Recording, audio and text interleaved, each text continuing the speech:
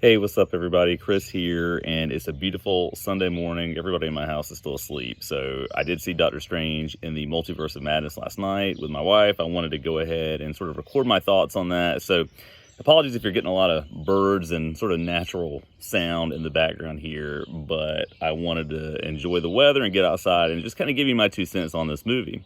Hey, as always, if you're enjoying the content, please be sure to give this video a thumbs up and please be sure to subscribe. So the original Doctor Strange is one of my favorite Marvel movies. I really liked it a lot. This second one I liked, but not as much. And I would say, generally speaking, that it's one of my, I don't know if I'd say least favorite MCU offerings, but I don't like it as much as a number of the other movies, mainly for one big reason. But I will say that I did like it. Again, I think there are different degrees of like and love, and it's great, it's good, that kind of thing. But I did enjoy it mainly because of Sam Raimi. I love his directorial style. I think it perfectly suits this plot, which is that, as the name would imply, a multiverse has been opened up.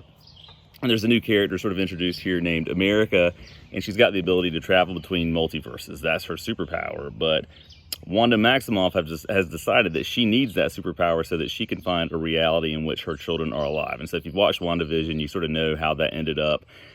So again, from a directorial standpoint, you know, the way that Sam Raimi approaches this, with all of his crazy camera angles, his zooming shots, his sort of follow closely, menacing terror type of shots, is great. I think it works extraordinarily well. And a lot of people have actually sort of debated whether or not this should have been rated R. I don't think that it should have. I think it pushes the envelope, but everything is framed in such a way as that it's not overly violent or graphic or any of that. But it's a great movie. It's a different movie than what you get from most of the Marvel universe, and I use the term great for that reason. But again, generally speaking, I don't love it, mainly because of how Wanda sort of arrives at the place that she's in this movie. So again, if you watch WandaVision, you know that there's some kind of resolution there where she sort of has a realization that, you know what, I can create this illusion, but it's not reality, it's not real. I have to sort of respect, you know, the way things are and understand that my actions can cause harm to people. And so there's a little bit of a resolution there where you get the sense that she could be a little bit of a menace, you know, with her newfound powers as she sort of evolves into Scarlet Witch at the end of that. But it never really comes to fruition. And you get the sense, at least I did anyway, at the end of that show, that she was trending in a better direction and was in a better spot, and understandably was upset after Vision's death and all of that kind of stuff. Here, she takes a totally different turn with everything and ends up being the villain in this movie, which I didn't expect. And I don't necessarily mind that because she is a great character and a great villain and obviously super powerful and does a lot of crazy things. But it didn't feel to me like an accurate and natural extension of what we saw at the end of WandaVision. It just, from a plot perspective, didn't fully work for me. And that was an issue. I had a hard time fully buying into that. And, you know, obviously we're full on into spoiler territory here. But the ending of this movie, to me, was really abrupt, too. And so I'm not sure if we're meant to assume that Wanda is dead. I mean, she seems to be dead at the end of this movie, but there's sort of this moment where she realizes, I've done a lot of bad things. I guess I just need to extinguish myself, and that's kind of it. And so to me, again, that was a little bit abrupt.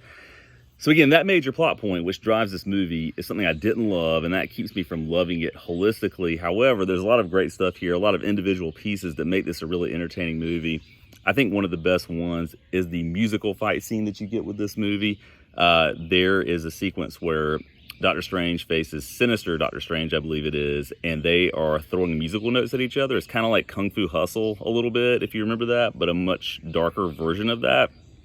Great scene. I love that scene, from the sound design, from the choreography. Everything about that was cool. Even in traveling through the multiverse, there are a couple of different, you know, obviously camera shots set up for that, where they go from being live action to a cartoon to actually being a painting. All kinds of cool stuff that makes this sort of the, I don't know, zany thing that you would expect it to be. So that kind of stuff was cool.